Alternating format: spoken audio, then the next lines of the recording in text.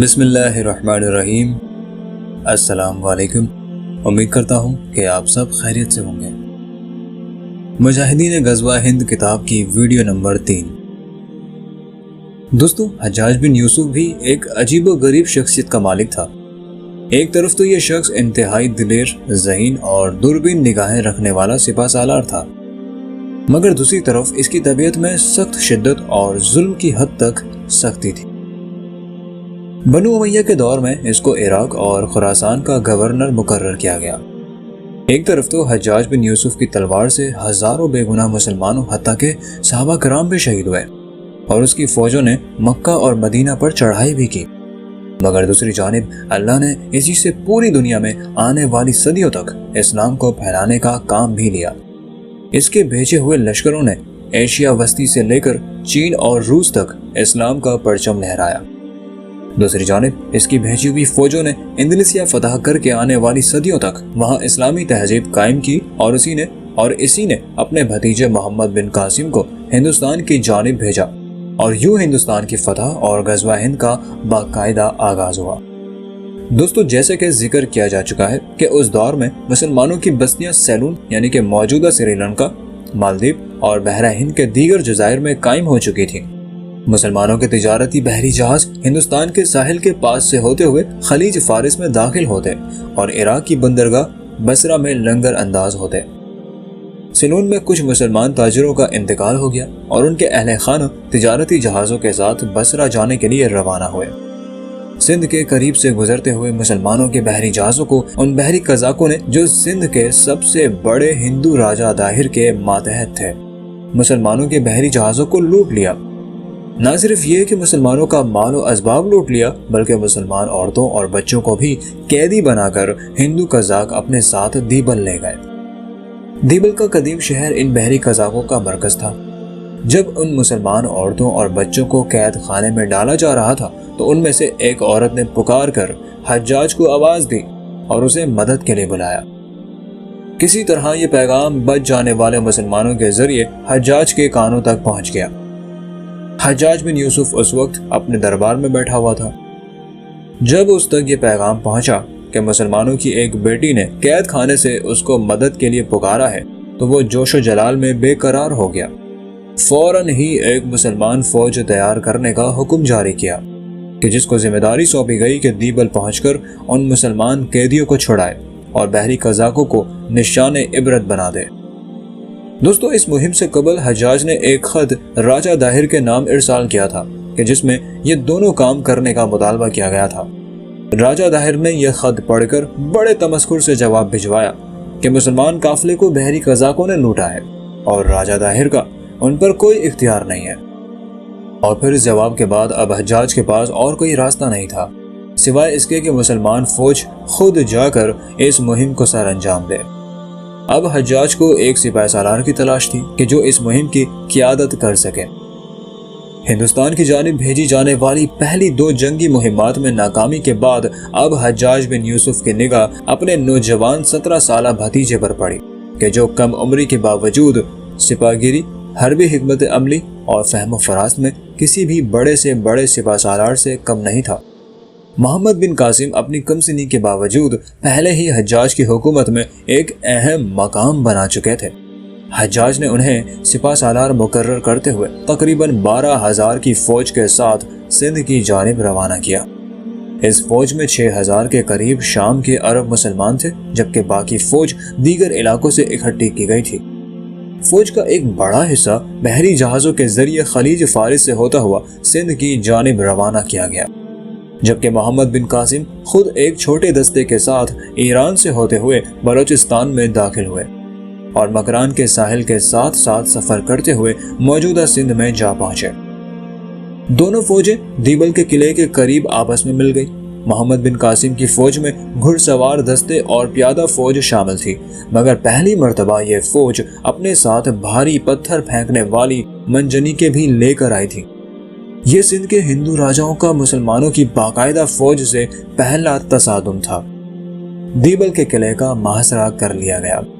طویل عرصے تک دیبل کا محاصرہ جاری رہا۔ اکثر اوقات دونوں فوجوں کے کھلے میدان میں جھڑپیں بھی ہوتی، मगर मुसलमान अभी तक किले को फतह नहीं कर पाए थे। दीबल के किले के ऐन बीचों बीच एक मंदिर कायम था कि जिस पर एक झंडा नस्ब था। किसी ने मोहम्मद बिन कासिम को इतला दी कि शहर में मौजूद हिंदुओं का अकीदा यह है कि जब तक ये झंडा इस मंदिर पर कायम है उस वक्त तक कोई फौज दीबल के किले को फतह नहीं कर सकती। अब मोहम्मद बिन कासिम ने अपने तोपखाने यानी कि मंजनीकों को हुक्म दिया कि ताक कर इस झंडे पर ज़रबे लगाई जाए। मंजनीकों की संगबारी के बायस बिलाखिर ये झंडा अपनी जगह से उखड़ गया और साथ ही मुसलमानों ने किले पर यलगार कर दी। झंडा गिरने की वजह से दिफाई फौज हौसला हार बैठी और जल्द ही ये किला मुसलमानों ने फतह कर लिया। ये सिंध में मुसलमानों की पहली बड़ी फतह थी। दोस्तों, आज दीबल का शहर और इसका किला मौजूद नहीं है, मगर सिंध के साहिल के पास शहर के कुछ खंडरात बाकी हैं कि जिनके बारे में कहा जाता है कि यही दीबल का शहर था। मोहम्मद बिन कासिम ने फतह के बाद मुसलमान कैदियों को आज़ाद करवाया और शहर को मुसलमान सल्तनत में शामिल कर लिया। यहाँ पर मोहम्मद बिन कासिम को मालूम हुआ कि राजा दाहिर फरार हो चुका है। अब मोहम्मद बिन कासिम ने फैसला किया कि राजा दाहिर का अंदरून सिंध ताक़ुब किया जाए। मुसलमान फौज दीबल से निकलकर मौजूदा हैदराबाद की जानिब बढ़ी। जब मोहम्मद बिन कासिम ने दीबल का किला फतह किया तो अवाम नास के साथ उनका सलूक मिसाली था। चुनांचे ये बात सिंध की मजलूम आवाम में जंगल की आग की तरह फैल गई कि यहाँ एक बहुत नेक हुक्मरान पहुँचा है। मोहम्मद बिन कासिम और उनके सिपाहियों का किरदार उनके अपने राजाओं, फौजियों और दीगर हमला आवरों से यकसर मुख्तलिफ था कि जो सदियों से यहाँ जुल्म सितम करते चले आ रहे थे।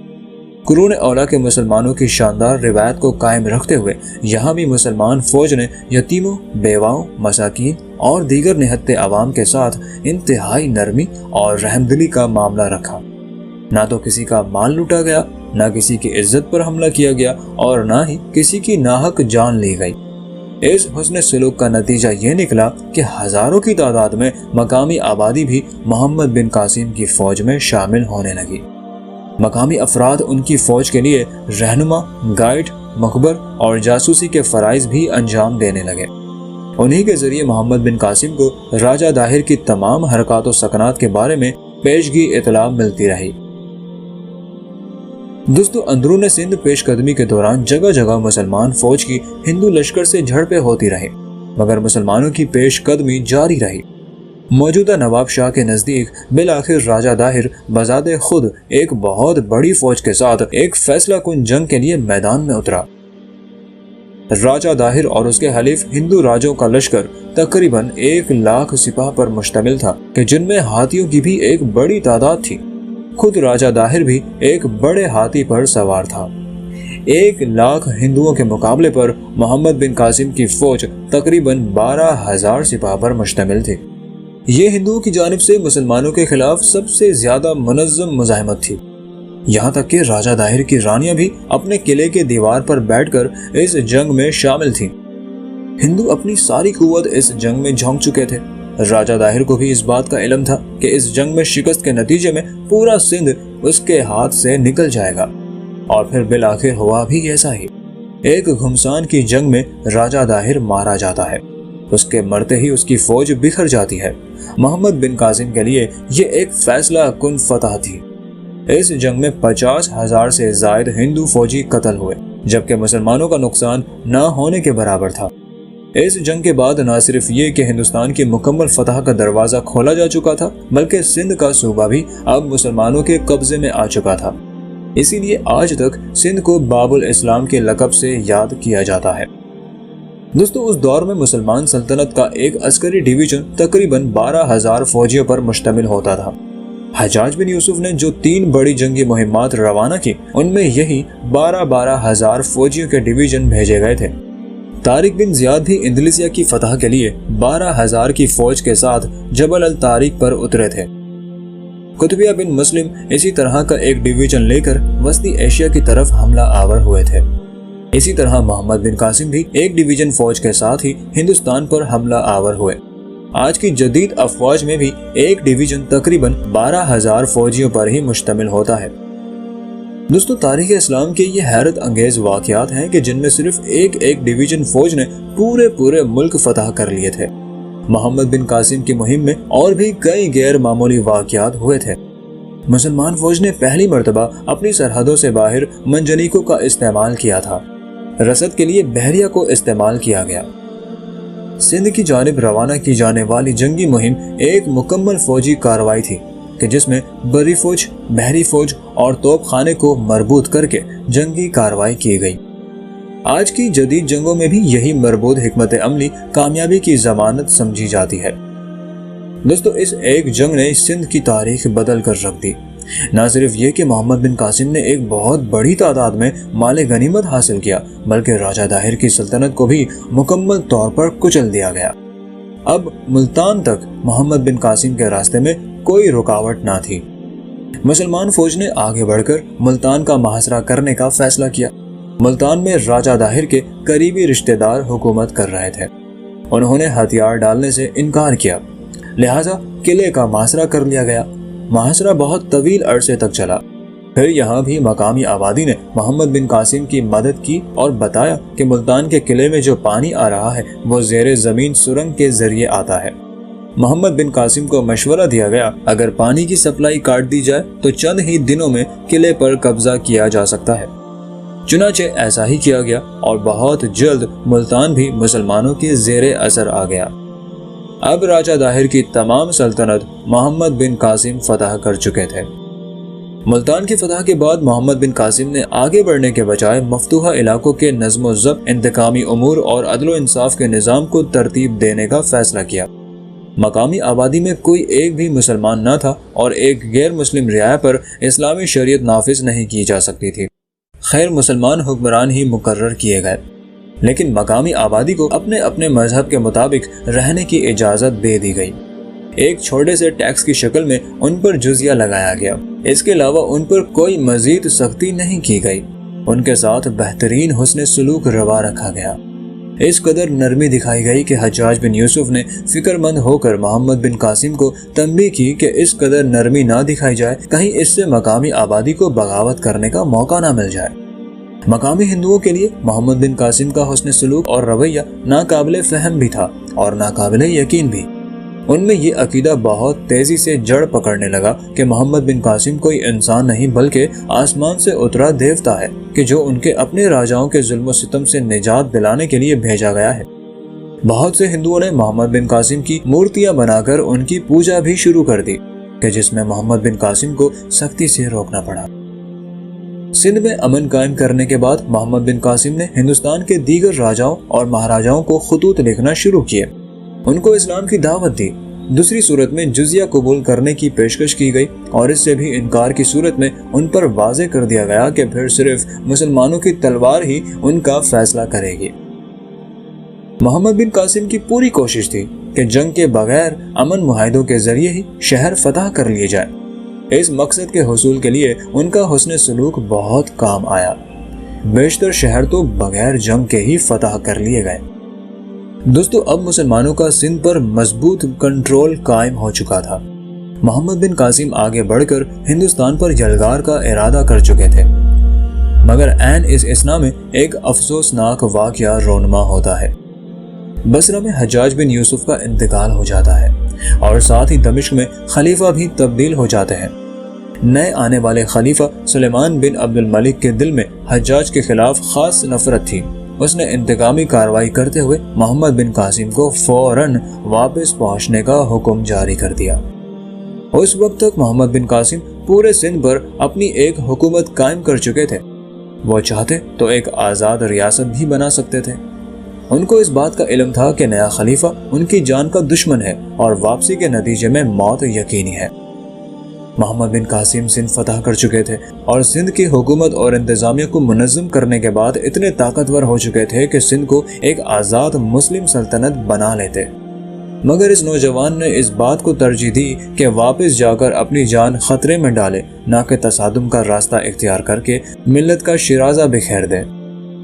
دوستو، انسانی تاریخ میں کسی اور سپہ سالار نے اتنا اختیار رکھنے کے باوجود بھی یقینی موت کو اس طرح اختیاری طور پر قبول نہیں کیا کہ جس طرح اس نوجوان مجاہد نے۔ اپنے دوستوں کے تمام تر مشورے کے برخلاف محمد بن قاسم نے واپس لوٹنے کا فیصلہ کر لیا، اور پھر وہی ہوا کہ جس کا ڈر تھا۔ امت مسلمہ کے اس عظیم سپہ سالار کو کہ جس نے صرف 17 برس کی عمر میں ہندوستان فتح کرنے کے راستے کھول دیے تھے، واپسی پر گرفتار کر کے قید خانے میں ڈال دیا گیا اور پھر اذیتیں دے کر شہید کر دیا گیا۔ شہادت کے وقت آپ کی عمر صرف 21 برس تھی۔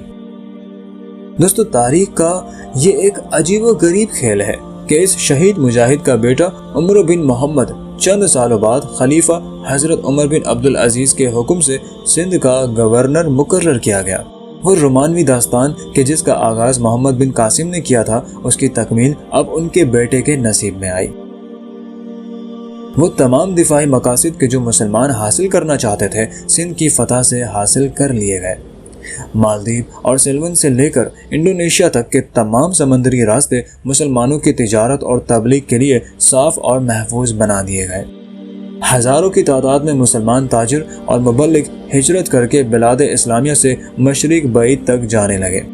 مشرق بعید کے ممالک بغیر تلوار کے ہی فتح ہو گئے، مگر وہاں تک اسلام کی دعوت پہنچانے کے لیے ضروری تھا کہ ہندوستان کے آس پاس موجود مشرق رکاوٹوں کو دور کیا جائے، اور یہ کام اللہ تعالیٰ نے طائف کی وادی سے تعلق رکھنے والے ایک ایسے نوجوان سے لیا کہ جس کو حضور صلی اللہ علیہ وسلم کی دعا لگی ہوئی تھی۔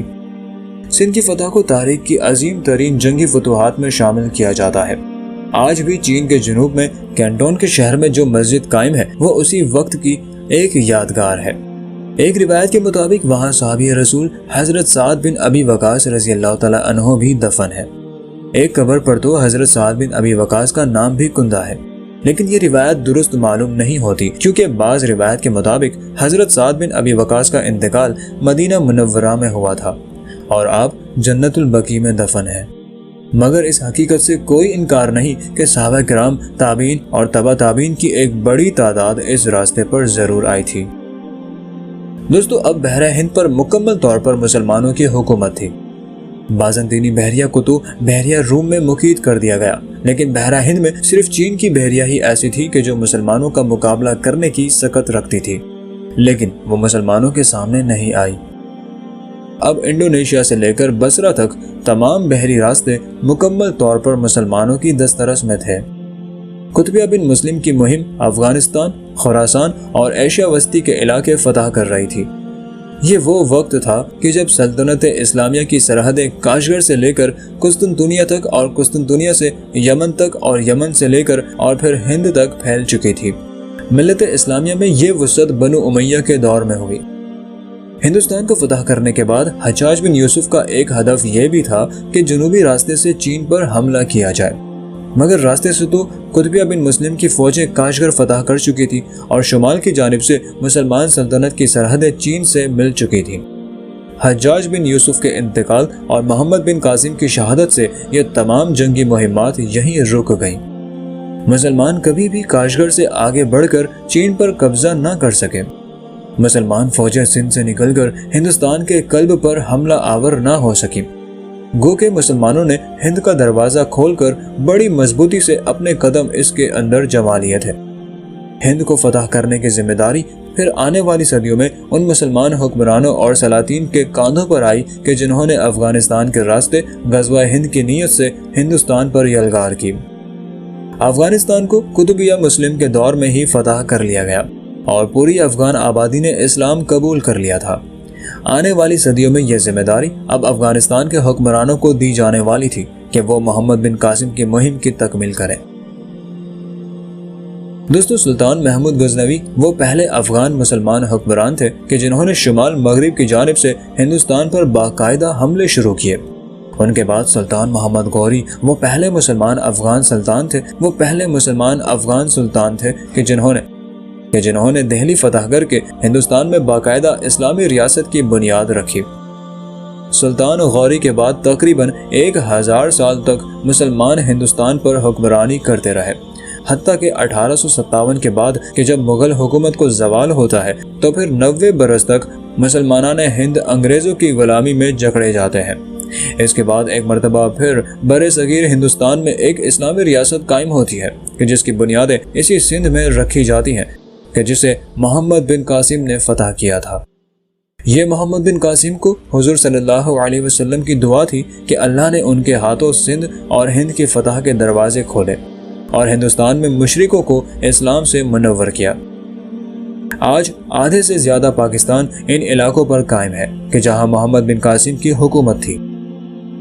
اسی لیے بانی پاکستان قائد اعظم محمد علی جناح نے یہ فرمایا تھا کہ پاکستان اسی وقت قائم ہو گیا تھا کہ جب ہندوستان میں پہلا ہندو مسلمان ہوا تھا۔ دوستو، تاریخ کی یہ حقیقت ہے کہ پاکستان بننے کی بنیاد محمد بن قاسم نے رکھی۔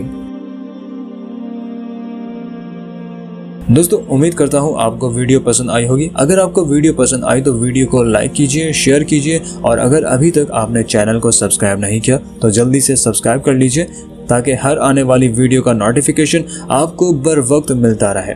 مجاہدین غزوہ ہند کتاب ابھی جاری ہے۔ اگلی ویڈیو میں ہم سلطان محمد غزنوی کے بارے میں جانیں گے۔ تب تک اپنا اور اپنے پیاروں کا بھرپور خیال رکھیے، جڑے رہیے۔ ظہیر احمد کو دیجیے اجازت۔ اللہ حافظ۔